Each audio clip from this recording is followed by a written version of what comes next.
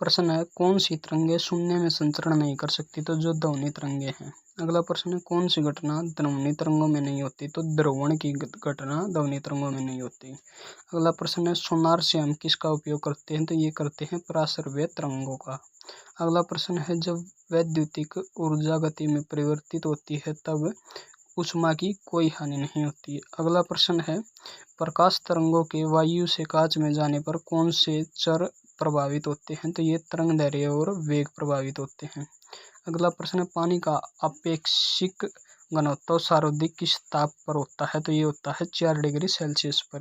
अगला प्रश्न यदि पृथ्वी से 2 किलोमीटर ऊपर उड़ते हुए किसी वायुयान से एक ईंट ऊर्ध्वाधर फेंकी जाए तो ईंट स्थिर त्वरण में गिरेगी।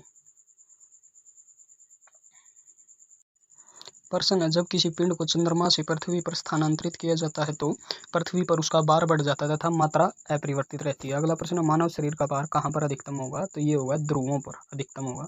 अगला प्रश्न है गुरुत्वीय बल की वैद्युत और चुंबकीय बलों के भिन्नता के संदर्भ में कौन सा कथन सत्य है, कि गुरुत्वीय बल केवल आकर्षक होता है जबकि वैद्युत चुंबकीय बल आकर्षक और प्रतिकर्षक दोनों होता है। अगला प्रश्न है जब किसी झील की तली से उठकर वायु बुलबुला ऊपरी सतह तक आएगा तो उसका आकार में क्या परिवर्तन होगा, कि वो धीरे धीरे बढ़ जाएगा। अगला प्रश्न है जब प्रकाश एक माध्यम से दूसरे माध्यम में जाता है तो क्या अपरिवर्तित रहता है, आवृत्ति अपरिवर्तित रहती है। अगला प्रश्न है किस स्तर से अधिक ध्वनि हानिकारक ध्वनि प्रदूषक कहलाती है, तो 80 डेसिबल से अधिक। अगला प्रश्न है एक मजदूर रेल की पटरी पर कार्य कर रहा है। एक लड़का कुछ दूरी पर अपने कान पटरी पर रखकर जब मजदूर द्वारा दी जाने वाली हथौड़े की आवाज को सुनता है तो उसे 2 बार आवाज सुनाई देती है। इसका कारण क्या है, कि ध्वनि का वेग इस्पात में वायु की अपेक्षाकृत अधिक होता है।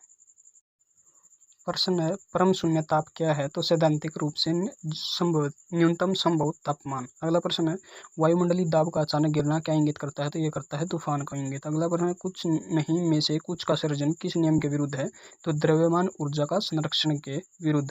अगला प्रश्न है पूर्ण सूर्य ग्रहण के दौरान सूर्य को सीधे देखने से आंख में अपरिवर्तनीय अक्षति पहुंचती है। रेटिना का जलना सूर्य की किरणों के किस घटक के कारण होता है, तो ये होता है अल्ट्रावायलेट प्रकाश के कारण। अगला प्रश्न है मनुष्यों के लिए शोर की सह सीमा करीब करीब क्या होती है, तो ये होती है 85 डेसिबल। अगला प्रश्न है एफएम प्रसारण सेवा में प्रयुक्त होने वाले आवर्ती बैंड का प्रसार कितना होता है, तो ये होता है 88 से 108 मेगाहर्ट्ज के मध्य।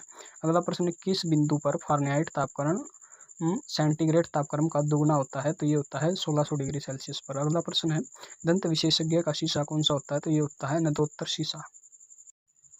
प्रश्न है क्रायोजेनिक ताप से आशय किस ताप से है, तो ये है जो 150 सेल्सियस से कम है। अगला प्रश्न है पेंसिल सरीखे एक पिंड को जलाते हुए टीवी पर्दे या ट्यूबलाइट के सामने तेजी से घुमाने पर उस पिंड के कई प्रतिबिंब हमें दिखलाई पड़ते हैं, इसका कारण क्या है, तो इसका कारण है स्ट्रोबोस्कोप प्रभाव। अगला प्रश्न है एक टीवी सेट को चलाने के लिए किसमें एक टीवी रिमोट नियंत्रण इकाई द्वारा प्रयोग किया जाता है, तो ये प्रयोग किया जाता है रेडियो तरंगों को। अगला प्रश्न है रेडार का मुख्य रूप से किया जाता है, तो ये किया जाता है उपयोग रेडियो तरंगों द्वारा वस्तुओं की उपस्थिति और स्थिति ज्ञात करने के लिए। अगला प्रश्न है किस प्राकृतिक तथ्य के कारण मरीचिका बनती है, तो ये बनती है स्थलीय तापमान और प्रकाश अपवर्तन के कारण। अगला प्रश्न है एक दंत चिकित्सक द्वारा रोगी के दांत की जांच के लिए कौन सा दर्पण प्रयोग में लाया जाता है, तो ये लाया जाता है अवतल दर्पण। अगला प्रश्न यदि पृथ्वी का द्रव्यमान वही रहे और त्रिज्या 1% कम कर दी जाए तो पृथ्वी के तल पर जी का मान क्या होगा, तो जो है गुरुत्वाकर्षण का मान 2% बढ़ जाएगा।